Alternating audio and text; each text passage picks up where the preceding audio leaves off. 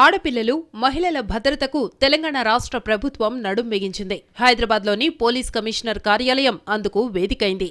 బాలిక సంరక్షణ, స్పై కెమెరాల దుర్వినియోగాన్ని అరికట్టడం, డ్రగ్స్ వాడకం నిర్మూలన, రహదారి భద్రతపై అవగాహన కార్యక్రమం విజయవంతంగా జరిగింది.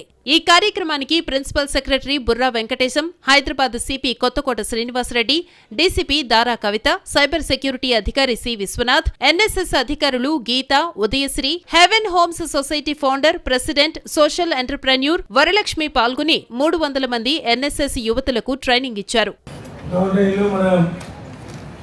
సిటీ పోలీస్ కమిషనర్ సుధాకర్ గారు, అట్లాగే ఉమెన్ సేఫ్టీ డీసీపీ కవిత గారు, యాంటీ రిటైర్ మీద చాలా సంవత్సరాలుగా కృషి చేస్తున్న వరలక్ష్మి గారు, తర్వాత మన ఉదయశ్రీ ఎన్ఎస్ఎస్ కోఆర్డినేటర్, తర్వాత ఉదయశ్రీతో పాటు మన ఎన్ఎస్ఎస్ స్టేట్ లైజన్ ఆఫీసర్ గీత గారు,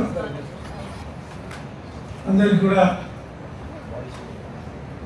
అభినందన తెలియజేస్తూ ఇది మంచి కార్యక్రమం తీసుకున్నాం. ఎన్ఎస్ఎస్ పోలీస్ డిపార్ట్మెంట్ సపోర్ట్తో ఈరోజు ఉమెన్ సేఫ్టీ ఇష్యూలో చాలా సమస్యలు మనకు కనిపిస్తుంది. ఆ సమస్యల్ని ఎట్లా మనం అధిగమించాలి, what is the way out to come out of these kind of issues అనేది మనం ఈరోజు డిస్కస్ చేయడానికి మనందరినీ పిలవడం జరిగింది.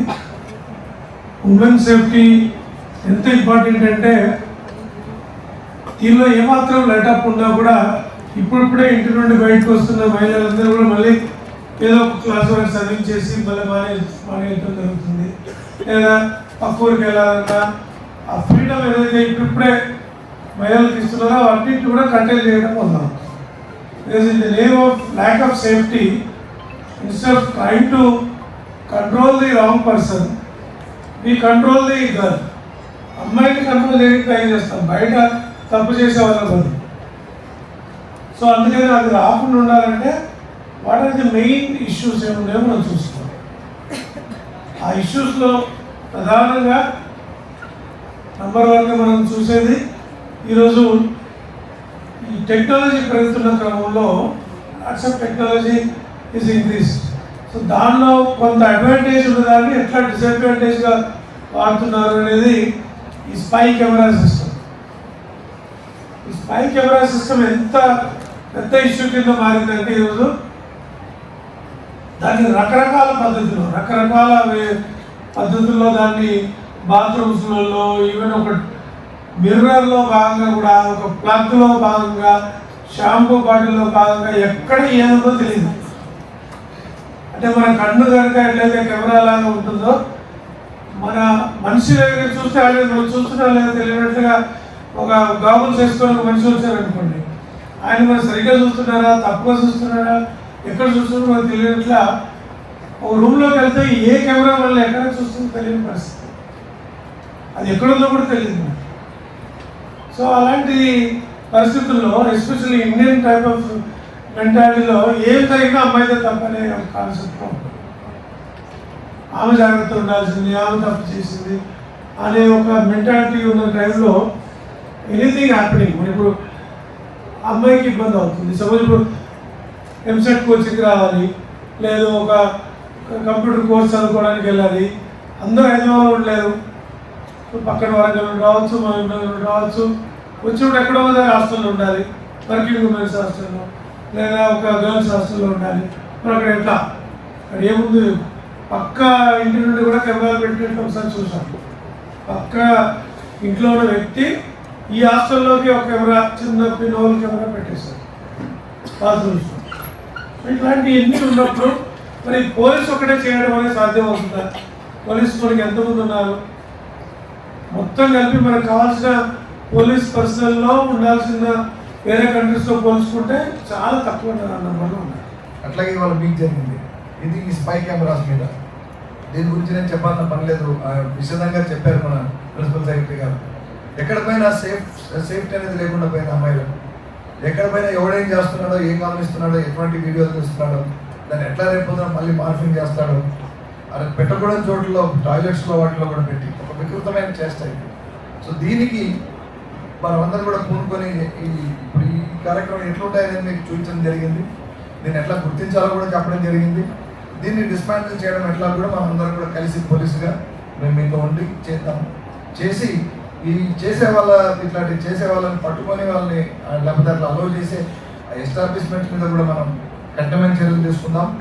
ఏమున్నా లేకపోయినా ఒకవేళ మనం ఒకసారి చెక్ చేసి మొత్తం అంతా స్కాన్ చేసి this place is scan this shop for example GVK mall లేకపోతే ఐమాక్స్ పోతే అక్కడ ఏదో ఒక షాప్ ఉంది షాపర్ స్టాప్.